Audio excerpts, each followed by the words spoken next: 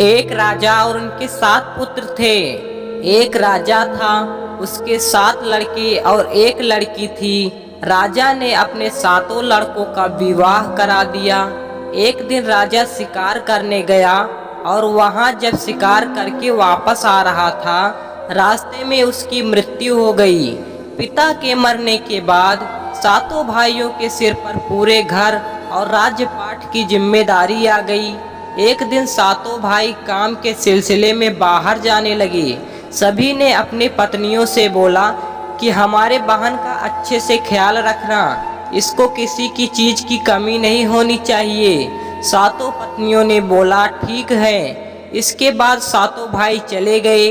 भाइयों के जाने के बाद लड़की की भाभियों ने उससे बहुत काम करवाने लगी। सबसे छोटी वाली भाभी उससे काम नहीं करवाती थी, बल्कि जो 6 भाभियां थी उससे बहुत काम करवाती थी। एक दिन की बात है, शाम हो गया था। बड़ी वाली भाभी ने कहा कि जाओ जंगल से लकड़ी काट कर लाओ। लड़की ने रस्सी मांगा, भाभी ने कहा बिना रस्सी के जाओ। वो मन में सोच रही थी कि भला बिना रस्सी के कैसे मैं लकड़ी लेकर आऊंगी। वो जंगल में गई, उसने लकड़ी एकत्रित किया और बैठकर रोने लगी। तभी एक सांप आया। उसने लड़की को रोते देखकर पूछा कि क्यों रो रही हो। लड़की बोली कि मेरी भाभी इंतजार कर रही होगी कि मैं लकड़ी लेकर आऊं तो वो खाना बनाए। मेरे पास तो रस्सी नहीं है, मैं तो सारी लकड़ियां बिना बांधे कैसे ले जाऊं। सांप ने बोला कि बस इतनी सी बात, मेरे ऊपर लकड़ी लाकर रखो। लड़की ने वैसा ही किया और सांप ने लकड़ी को लपेट लिया। इसके बाद लड़की फिर सोच में पड़ गई। सांप ने बोला कि अब क्या हुआ। लड़की बोली कि तुम्हें अगर मेरी भाभी देख ले तो तुम्हें मार देंगी। सांप ने बोला कि चिंता मत करो, मुझे ले जाकर के आंगन में छोड़ देना, मैं नाली से निकल जाऊंगा। लड़की सांप की बात सुनकर खुश हो गई और अपने घर की तरफ निकल पड़ी। कुछ देर बाद लड़की घर आ गई। उसे घर जाने में रात हो गई थी। उसके देरी से आने की वजह से उसकी भाभी ने उसे खाना नहीं दिया, उसे बहुत मारा पीटा। लड़की बेचारी रोते रोते सो गई। फिर अगले दिन उसे एक चलनी दिया और बोला कि जाओ पानी लेकर आओ।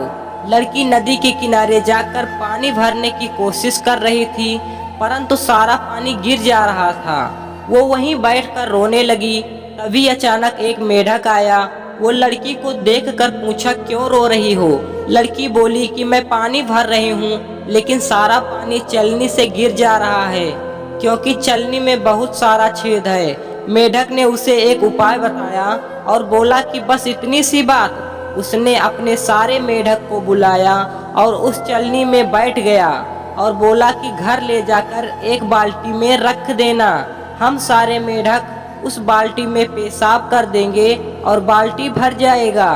उसके बाद हम लोग वहां से चले जाएंगे। लड़की ने वैसे ही किया।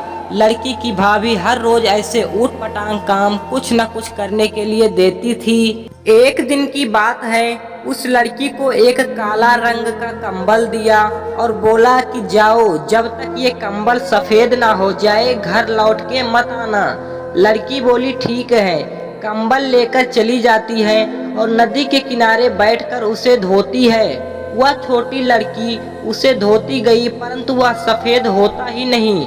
काला है तो काला ही ना रहेगा, सफेद थोड़ी ना होगा। लड़की को 2 दिन हो गए, वह बिना कुछ खाए पिए बैठी रही और फूट फूट कर रो रही थी।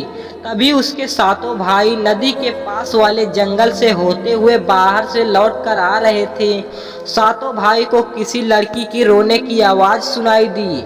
वे नदी के किनारे पहुंचे और अपने बहन को उस हालत में देखकर उन सभी भाइयों का दिमाग खराब हो गया और पूछा कि बहन ये हालत किसने किया। उस छोटी लड़की ने सब कुछ बताया। इसके बाद 7 भाइयों ने बहन को साथ लेकर घर गए और बहन को बाहर ही कहीं छुपा दिया और बोला कि जब तक हम में से कोई ना आए यहाँ से कहीं मत जाना।